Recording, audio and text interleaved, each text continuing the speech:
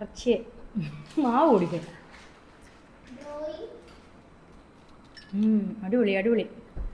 കഴിഞ്ഞ ദിവസം നോമ്പ് തുറക്കാനായി ഞാൻ ഈത്തപ്പഴം മാവിൽ മുക്കി പൊരിച്ച് വെച്ചിട്ടുണ്ടായിരുന്നേ. അത് കണ്ടിട്ട് നമ്മുടെ യൂട്യൂബ് ചാനലിൽ വന്നൊരു കമൻറ്റാണ്, സാലിദ ഈത്തപ്പഴം ഇതുപോലൊന്ന് ചെയ്ത് നോക്കുന്നേ. അപ്പം നോക്കാം. ദേ ഈത്തപ്പഴം കുരു കളഞ്ഞെടുത്തിട്ടുണ്ട്. പിന്നെ ബദാം ഇരിപ്പുണ്ടായിരുന്നു എൻ്റെ കയ്യിൽ. അപ്പം ഞാൻ വിചാരിച്ചു എനിക്ക് അതുകൂടി ഇടാം, കുറച്ച് ടേസ്റ്റ് കൂടുമല്ലോ. അപ്പോൾ ഇതേ കുറച്ച് ബദാം കൂടി ഇട്ട് ഇത് രണ്ടും കൂടെ മിക്സിയിൽ ഒന്ന് കറക്കിയെടുക്കാം. പക്ഷേ ഒന്ന് കറക്കിയിട്ട് ശരിയായില്ല, 3-4 വട്ടം അടിച്ചിട്ടാണ് അതൊന്ന് സെറ്റായി വന്നത്. പിന്നെ തേങ്ങ വേണമല്ലോ. തേങ്ങാ വെള്ളത്തിന് ഇതേ 2 വലിയ കപ്പുമായിട്ടാണ് പൊന്നൂസ് മോനുകുട്ടൻ്റെ നിൽക്കുന്നത്. അങ്ങനെ ഇതേ തേങ്ങയും മിക്സിയുടെ ജാറിലൊന്ന് കറക്കി എടുത്ത് എളുപ്പപ്പണിയെ. എന്നിട്ട് ഇതേ നമ്മുടെ ബദാമും ഈത്തപ്പഴം അരച്ച് വെച്ചും കൂടി ഇട്ട് ഒന്ന് മിക്സ് ചെയ്തെടുത്തിട്ട് ചെറിയ ചെറിയ ബോൾസ് ആക്കി എടുത്തു. എന്നിട്ട് മൈദാമാവും ഉപ്പും മഞ്ഞപ്പൊടിയും ഇങ്ങനെ കലക്കി എടുത്തു കേട്ടോ. എന്നിട്ട് ഇതേ അതിൽ മുക്കി നല്ല ചൂട് വെളിച്ചെണ്ണയിൽ ഇതേ ആ ബോൾസൊക്കെ ഇട്ട് തിരിച്ച് മറച്ചു വിട്ട് വറുത്ത് കൊരിങ്ങെടുത്തു. സത്യം പറഞ്ഞാൽ നല്ല മണവും നല്ല ടേസ്റ്റും ആയിരുന്നു കേട്ടോ.